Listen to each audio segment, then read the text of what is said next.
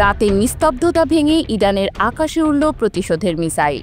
দখলদার ইসরায়েলের হামলার জবাবে ইরান চালিয়েছে ইতিহাসের সবচেয়ে বড় পাল্টা হামলা। আর এই সংঘাতে সরাসরি সামরিক শক্তি নিয়ে হাজির হয়েছে যুক্তরাষ্ট্র। পূর্ব ভূমধ্যসাগরের নীল জলরাশি এখন মার্কিন যুদ্ধজাহাজের উপস্থিতিতে উত্তাল।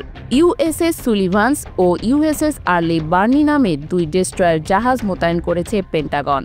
ফক্স নিউজ জানিয়েছে, ইরানের ক্ষেপণাস্ত্র হামলা প্রতিহত করতে মার্কিন সেনারা প্যাট্রিয়ট ও থার্ড মিসাইল সিস্টেম সক্রিয় করেছে।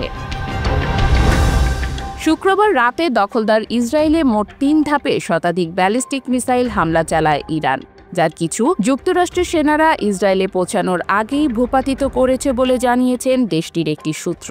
তবে কয়েকটি মিসাইল সরাসরি ইসরায়েলের বাণিজ্যিক রাজধানী তেল আবিবে আঘাত হানে। মার্কিন কর্মকর্তারা যদিও দাবি করছেন তারা শুধু ইসরায়েলে অবস্থানরত মার্কিন নাগরিকদের সুরক্ষা দিচ্ছেন, কিন্তু জাতিসংঘে মার্কিন প্রতিনিধি ম্যাকয় পিটের বক্তব্য থেকে স্পষ্ট, ওয়াশিংটন ইসরায়েলের পক্ষে সম্পূর্ণভাবে অবস্থান নিয়েছে।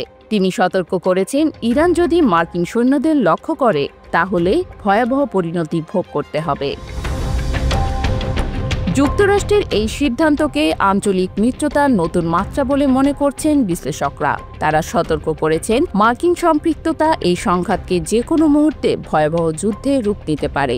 এরই মধ্যে ইরান স্পষ্ট করে দিয়েছে তারা মার্কিন হুমকিকে পাত্তা দেবে না। এই সংঘাত এখন আর শুধু ইরান ইসরায়েলের মধ্যে সীমাবদ্ধ নেই।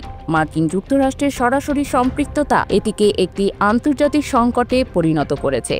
এখন সারা বিশ্বের চোখ এই সংঘাতের দিকে, যা কিনা ভবিষ্যতে মধ্যপ্রাচ্যের চেহারা নির্ধারণ করতে পারে।